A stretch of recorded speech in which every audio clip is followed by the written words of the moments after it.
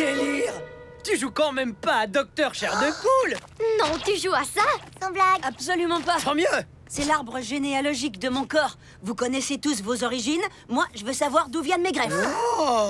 T'as du sang de loup-garou? Ouais, le coude droit. J'ai le nez d'une créature des marais et les reins d'un homme invisible. Enfin, j'espère. Génial. Et ça, d'où ça vient? De la poste. J'arrivais pas à retracer les origines de mon pouce gauche, alors j'ai fait un test ADN à domicile, mais... Je suis trop nerveux pour l'ouvrir. T'as le pouce d'un troll, j'en mets ma main à couper! Non, de Chupacabra, aucun doute. Ce suspense est intenable. Ouvre-la. Mauvaise nouvelle, à ce point? Oh, encore pire, je me suis coupé. Roulement de tambour, j'ai le pouce d'un vampire. Un membre du clan Dracula qui aurait vécu il y a plusieurs milliers d'années? Non d'une peste noire, on est cousins, Hank. Trop cool! T'as un pouce draculien! Wow, classe. On voit totalement la ressemblance. Tu manges rien, Hank?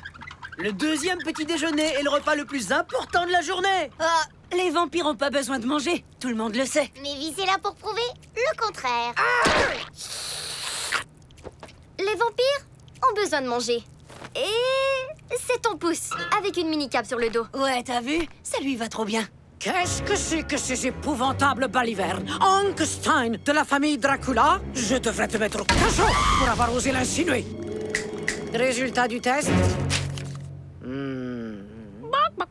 Plutôt chouette, hein? Ah! Je suis prête à parier mon immortalité que ce pouce appartenait à Feu le Grand, Lycidias Dracula, le dernier représentant des plus monstrueux Dracula. Sa férocité a fait de notre nom une légende. Il était tellement craint que ses vaches se trayaient elles-mêmes à la simple évocation de son nom, Lycidias. Waouh, dingue! Il était vachement paresseux, le fermier! Il n'était pas fermier, c'était mon mentor. Il m'a appris l'art subtil du rire démoniaque. Lycidias était une horrible créature de la nuit. Qui avait des vaches. Il vivait il y a plus de 3000 ans. Tout le monde avait des vaches. Ah ça, je savais pas. Mavis, à toi de familiariser ton nouveau cousin aux coutumes des vampires. À la prochaine, pouce de Lycidias. T'as entendu? Ta tante Lydia devient aussi ma tante Lydia, du coup. On est officiellement du même sang. Oh, chut! Parle pas de sang, tu vas faire saliver mon pouce. J'ai pas de sang, moi. Je suis entièrement composée de joie. Il y a des règles à connaître sur le bout des pouces pour devenir vampire. Primo, on ne boit plus de sang désormais. 1. Les vampires boivent du 100% imitation d'hémoglobine. Ça a la couleur, le goût et les qualités hyper tachantes du vrai sang. Disponible en format spray garantissant coagulation. Tu parles à qui au juste? Un jour, un recruteur de talent invisible me repéra. Et je serai archi prête. Je sens que je vais apprendre tellement avec toi. Je pense que je devrais prendre le format en spray.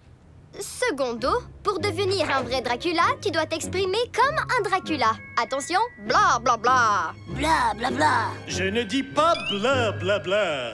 Tertio, tu dois prendre ton envol. Ferme les yeux, pense chauve-souris. Et...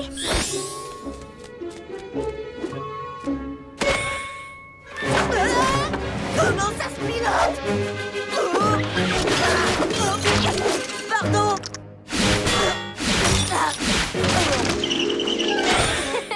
Génial. Il te reste plus qu'une seule chose à maîtriser pour devenir vampire. Oh, Savoir dormir dans un cercueil. oh, ça je sais faire. Il y a toujours la Reine des Ténèbres qui vient te regarder pendant la sieste. Le conseil de famille des Dracula va bientôt commencer. Hank, prends ma place. Je vais me promener. Pas question. Le pouce de Lycidias sera notre invité d'honneur.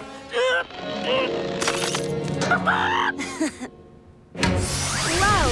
Tante Lydia t'a adressé un sourire, ou presque. Avant de disparaître dans un nuage de fumée. Tu m'apprends à faire ça? Voilà déjà la fumée. Au secours!